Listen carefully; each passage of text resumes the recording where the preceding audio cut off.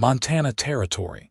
1883, the sun beat down hard on the dusty plank boards behind Mercer's General Store when Kade Prescott spotted the girl sitting in the dirt. Her knees pulled close, face hidden in her arms. The wind tugged at the hem of her dress, and her shoulders shook like she was trying not to cry but losing that fight. He stepped closer, boots crunching gravel. "Miss," she didn't look up. Kade crouched beside her, careful not to spook her. "It's all right. I'm not here to bother you, just..." Looked like maybe you needed someone. Slowly she lifted her head. Her cheeks were streaked with tears and her eyes green, sharp even through the hurt met his. "I have nothing," she whispered, her voice cracked. "Not a penny, not a place, not a person left in this world." He didn't move. Just let the moment settle, heavy and quiet. Then he said, "You have me." She blinked, stunned. "My name's Kade Prescott," he added, softer now. "I work horses for the Double Pine north of town. I don't know what happened to you, but I'm not gonna walk away from someone crying behind a store like they're invisible." She stared at him like she didn't know what to make of that. Finally, she said, Brenna Nolan." He offered his hand. "Come on, Brenna. Let's get you on your feet." She hesitated but took it. Her fingers were cold. When she stood, she wobbled a little. "I haven't eaten since yesterday morning," she admitted. "There's still stew at the boarding house," he said. "Come on." They walked in silence. Brenna kept her arms crossed tight over her ribs, like if she loosened up even a little, she'd fall apart. Kade didn't push her. He just held the door for her and paid for the meal without making a show of it. She didn't speak again until her bowl was half empty. "My father died last week," she said, not looking at him. "He got sick back in Cheyenne. I sold everything just to bury him. I thought I could find work here, maybe start over. But no one wants to hire someone with no husband and no home." Kade listened, jaw tight. He'd seen this before, good folks ground down by bad luck and worse timing. "What kind of work were you looking for?" he asked. "Housekeeping, mostly. Anything decent." She pushed her spoon around the bowl, voice low. "I am not begging, I thought there'd be a chance here. There still is." She looked at him, then really looked. "Why do you care?" he shrugged. "Because I know what it's like to have no one." They sat in quiet a while longer. When she finished her stew, she folded her hands in her lap and said, "I do not know where I am sleeping tonight." Kade stood. "You are coming with me." Her eyes widened. "That is not, I got a bunkhouse at the Double Pine. I stay there most nights, but there's an old cabin behind the main barn. It has a potbelly stove and a dry roof. You can stay there till you figure out what comes next. You do not even know me." "I know enough." He held her gaze. "You do not belong out here alone in the cold." She nodded slowly. "All right." The ride out to the ranch was quiet. Kade gave her his coat, and she clutched it like it was the last warm thing on earth. By the time they reached the ranch, the sun was low behind the ridge. The small cabin was simple: a cot, a table, a wash basin, but it was clean and dry. Kade lit the lamp and set a tin of bread and canned peaches on the table. "You can stay here as long as you need," he said. "No one will bother you." She stood in the middle of the room like she didn't trust it to be real. "Why are you being kind to me?" He looked at her. "Because someone should be." She sat on the cot, hands in her lap. "I do not know how to repay you. You do not have to." She reached out, then just gently touched his hand. Not romantic, not yet, but something had shifted. The loneliness in her eyes was not so sharp anymore. "I will not forget this," she said. "You do not have to remember it," he replied. "Just get warm, eat, rest." He started to leave, but she said, "Kade," he paused. "I was wrong," she said, voice soft. "I do have something." He turned back, eyebrows raised. "I have you." He exhaled slowly and nodded. "Yeah, you do." Then he stepped out, giving her space, but his heart was still back in that little cabin with the girl who had nothing and now maybe a little more than that. By morning, A heavy frost clung to the grass in silver threads, and smoke curled from the cabin chimney as Kade approached with a tin of coffee in hand. He knocked once before easing the door open. Brenna stood by the window, her hair loose down her back, wrapped in a wool shawl that hadn't been in the room the night before. She turned when he stepped in, her eyes clearer than they'd been, though a faint wariness still lingered in her expression. "I found this folded in the trunk," she said, nodding toward the shawl. "Didn't think anyone would miss it." "They won't," Kade said. "It was my ma's. She kept things like that around when she ran the kitchen here." Brenna touched the edge of the fabric. "She died 5 winters ago. Fever came fast, took her before we knew what to call it." She didn't offer sympathy, only gave a small nod like she understood there were some things too big for words. Kade set the coffee down. "You sleep all right. I woke with the wind," she said. "But the walls held." He glanced at the stove. "You figure out the flu, took a bit, smoked myself near blind before I got it to draw." That tugged a quiet chuckle out of him. "You'll do fine out here." She didn't answer right away. "Then, I don't want to live off your kindness." "You're not," he said. "I spoke with Mrs. Danner in the big house. She's been grumbling for weeks about needing help with laundry and butter churns. You show you can work hard, she'll pay fair." Brenna's shoulders eased. "When can I start?" "Right after breakfast." She picked up a small cloth bundle from the table. "I boiled some oat groats. There's enough for 2. They ate without much talk." The quiet between them wasn't uncomfortable, just the kind that settled when 2 people had lived through enough noise to value stillness. Afterward, Kade showed her the path to the main house, the frost crunching under their boots. Chickens clucked in the yard, and a brown dog trotted alongside them for a few steps before peeling away toward the barn. Mrs. Danner met them on the porch, apron dusted with flour, one gray braid pinned up under her bonnet. She looked Brenna over with the narrowed eyes of a woman who didn't waste time. "You've got strong hands?" she asked. Brenna held them out, palms up. "Yes, ma'am." "You'll start with wringing sheets. If you faint before the first tub's done, you'll still owe me half a day's work for the soap." Brenna's chin lifted. "I won't faint." Mrs. Danner gave a short nod and stepped back inside. Kade turned toward the corral and Brenna lagged behind a moment. "Kade," he looked back. "I can stand on my own," she said. "I know," he replied. "I'm just glad you don't have to." He left her there, sunlight just catching the braids she'd tied back. She was already rolling up her sleeves when the door shut behind her. The morning wore on. Kade spent it gentling a new gelding, a rangy buckskin with too much fight and not enough trust. He worked slow, sure hands, steady voice. He didn't look up toward the house until noon, but when he did, he saw Brenna hauling a pail of water, her gait strong, her hair damp at the temples. By sundown, a storm gathered in the western sky. Thick clouds rolled low, dark with weight. Kade finished brushing down the horses just as the first cold drops began to fall. He found her again beneath the eaves of the cabin, arms folded across her chest, face turned toward the wind.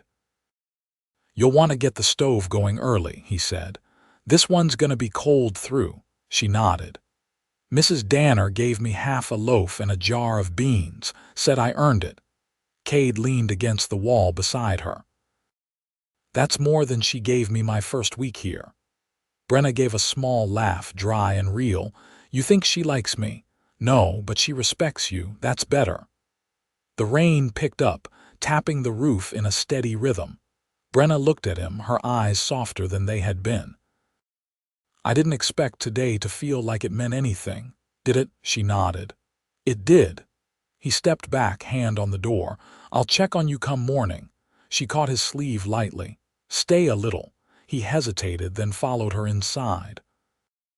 They didn't touch, just sat on opposite sides of the small table, the lamplight between them, the storm wrapping the walls in sound. For a long time, neither spoke. Then she said, "I still don't know what comes next." "You don't have to," he said. "You're here. That's enough for today." She didn't answer, but she didn't look away either, and when he stood to leave, her gaze followed him to the door. He paused, hand on the latch. "Good night, Brenna." "Good night, Kade." And when the wind howled louder, she didn't feel afraid. By the third week, the land had softened beneath the early thaw. Snow still clung to the north slopes, but down by the barn, the ground turned to thick, boot-sucking mud. Kade watched Brenna cross it without hesitation, skirts hitched just high enough to keep them dry, her steps brisk, sure. She passed him without stopping, carrying a crate of root vegetables toward the kitchen porch. Her cheeks were pink from the wind, and her mouth set with the kind of quiet determination he'd come to recognize. She wasn't a woman who needed help, but she no longer mistook needing help for weakness either. He followed her up the slope after a moment, knocking the dirt from his boots before stepping inside the kitchen. "You hauling whole cellars by yourself now?" he asked, voice low so as not to carry past the doorway. Brenna wiped her hands on her apron and set the crate beside the stove. "Only what's already been pulled. Mrs. Danner says I'm quicker than the boy she had last spring. She told me she ran him off for stealing sugar. Well, I'm not sweet enough to tempt that kind of trouble." He leaned against the doorframe, watching her tie back her sleeves. "You planning to keep working here come summer?" Her hands paused over a bundle of leeks. "I hadn't thought that far." "I have," Kade said. She turned toward him, brow furrowed, not defensive, just cautious. "I'm putting in for the lease on the south pasture," he continued. "There's a shack down there that could stand fixing. If I get it, I'll have my own herd by August." "You want cattle of your own," he nodded. "Always have. Just takes time to make it real." She looked at him for a long moment, then said, "What does that have to do with me?" He stepped forward, slow, so she could see he wasn't crowding her. "I want you to know I'm not just drifting. I've got plans. And I'd like you to be part of them." She didn't answer right away. The wind rattled the back window, and the smell of bread baking filled the room. "I don't know how to build a life from nothing," she said finally. "You're not starting from nothing anymore." Her eyes searched his face, looking for something he didn't try to hide. "What if I've only ever been someone else's burden?" "You're not mine," he said. "You're the first thing that's made me want to look beyond the next week." She pressed her hand to the edge of the table, grounding herself. "I can cook," she said softly. "I can mend, and I don't scare easy, but I don't know what a man like you wants." "I want a partner," Kade said. "Not someone to wait on me, not someone to rescue, just someone to come home to." Brenna nodded once, like she was tucking the words somewhere safe. "Then you'd better show me that pasture," he blinked. "Now? It won't get any drier, and I want to see what this future of yours looks like." They left before noon, Kade saddling his gelding and bringing a mare for her, borrowed from the ranch string. She mounted without hesitation, taking the reins like she'd done it before. "I used to ride out to check fence lines with my father," she said as they crossed the creek. "He said a woman who can ride has twice the freedom." Kade gestured toward the south ridge. "Then let's see how far that freedom stretches." The trail cut through scrub pine and opened onto a wide basin, still brown from winter but rich beneath. A stream cut through the middle, and the hills rolled gentle and open. Brenna pulled her mare to a stop beside him, quiet settling between them again. "It's good land," she said. "It's honest," Kade replied. "Just needs hands to tend it." She turned in the saddle, facing him full. "If I say yes, it has to be for real. I won't be someone's second thought." "You've never been a second anything," he said. "Not to me." The wind tugged at her shawl and she reached for his hand, resting her fingers lightly against his. "I believe you," she said. He nodded, his thumb brushing over her knuckles. Then we start here. And for the first time, Brenna smiled small but sure. The basin stretched out below them, empty but full of promise. They sat their horses side by side until the sun dipped low, and neither of them spoke the word for what had begun between them. But it rode with them all the way back. The first lamb was born on a Wednesday morning, wet and blinking beneath a pale sky, and Brenna was the one who found it tucked in the hollow near the eastern fence line, its mother standing guard with her sides heaving and steam rising off her wool. She crouched slowly, careful not to spook the ewe, and watched as the lamb wobbled upright on trembling legs. By the time she returned to the cabin, her boots were soaked through, and her hands tingled from the cold. Kade was oiling the hinges on the shed door when she approached, and he looked up as she came near. "There's a new one," she said, brushing her palms against her skirt.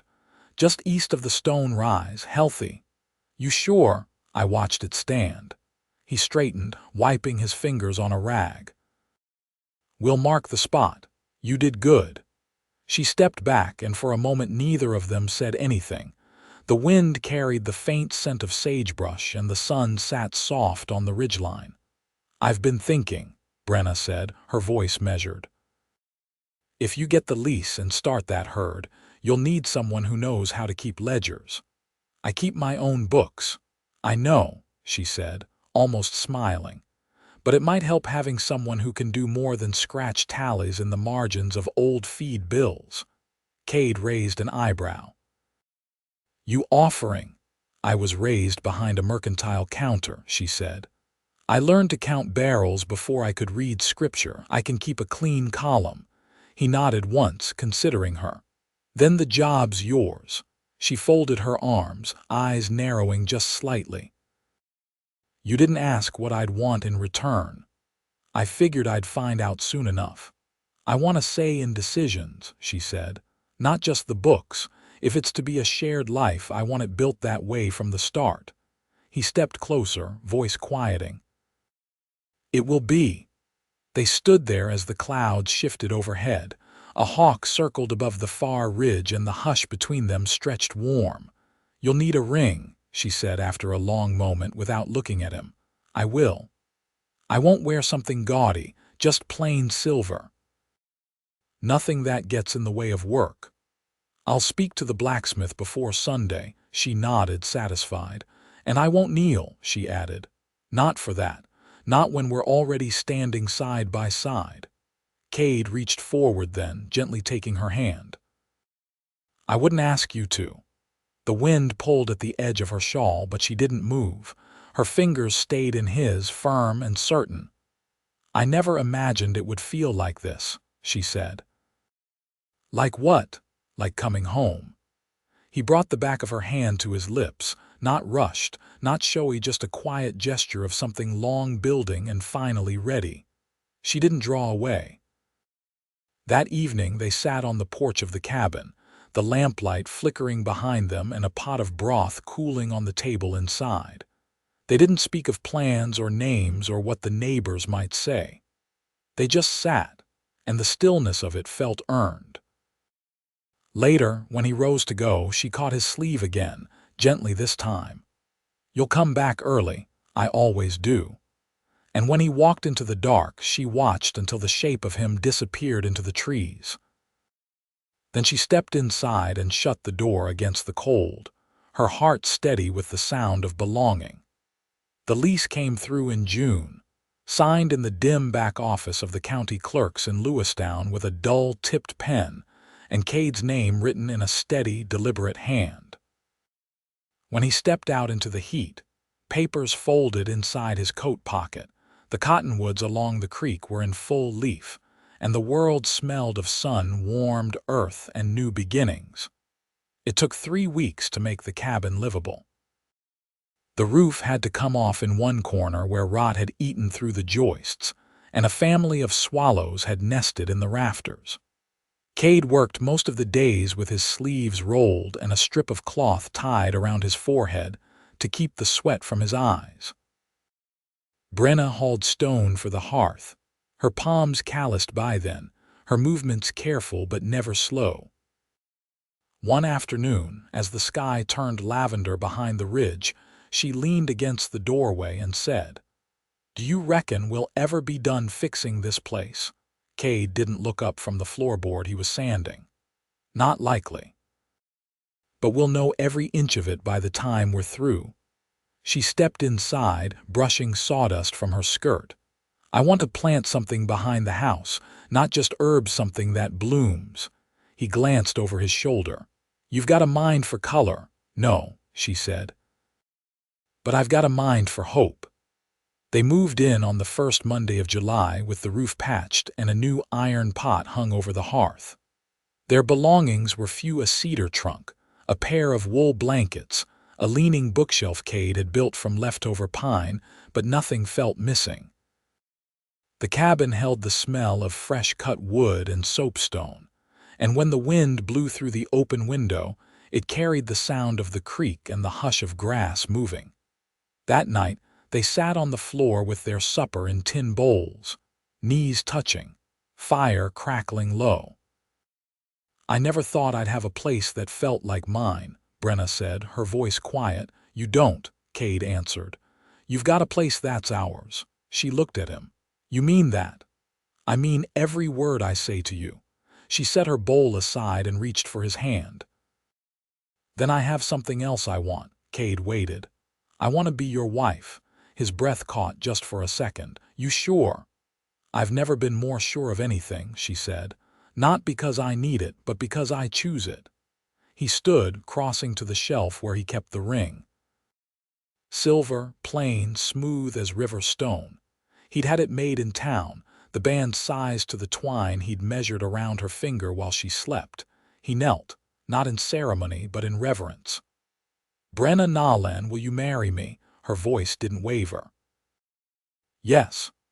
They wed the next Sunday under the cottonwoods, with Mrs. Danner in attendance and the ranch hands standing quiet in their best shirts. Kade wore his cleanest vest, and Brenna tied her hair back with a strip of linen dyed with elderberries. The preacher spoke plainly, but her hand stayed in Kade's the whole time, and when they kissed, it was slow and certain, like two people who knew what they were building and would never let it fall. That fall, the cattle came 10 head, strong-backed and skittish, bought from a rancher 3 counties west. Kade built the fencing himself, with Brenna handing him tools and calling out measurements. They kept a ledger nailed beside the door, where she marked feed amounts and birth records, her handwriting clean and unflinching. They talked little in the evenings, but what they said carried weight. She told him once, as they sat watching the fire die low, that she sometimes dreamed of her father standing beside a dry well, nodding at her as if to say, "You found water." Kade didn't ask what it meant. He only held her hand tighter. By winter, the land had hardened again. Snow came late, but came heavy, and the nights grew quiet with cold. Inside the cabin, the stove burned steady, and Brenna lined the windows with wool to keep the warmth in. She started sewing again, nothing fancy, just mending shirts and stitching simple quilts, and she sang sometimes, under her breath, old songs she said she didn't remember learning. One evening, as they finished supper and watched the snow fall in thick, slow flakes, Kade poured 2 cups of coffee and passed one to her.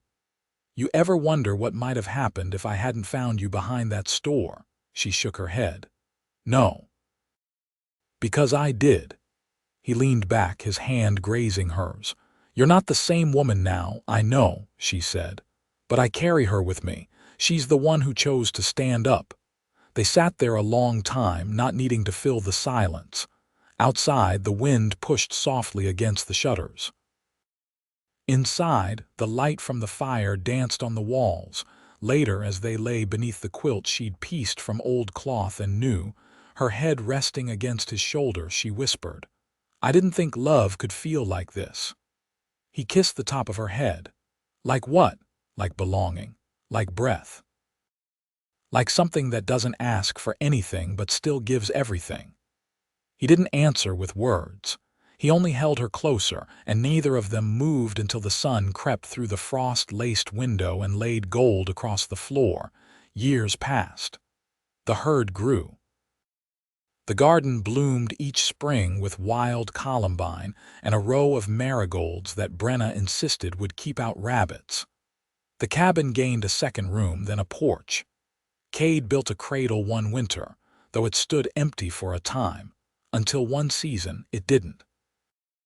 They named their daughter Clara, after the woman who taught Brenna to read letters in a backroom schoolhouse before the war. She came into the world on a rainy morning, her cry sharp and strong, and when Kade held her for the first time, his hands trembled with something too big to name. They kept the ring on a nail by the door, where it caught the morning sun. Not because it was forgotten, but because it was settled like everything else they'd built, slow and sure, with hands that knew what it meant to hold on.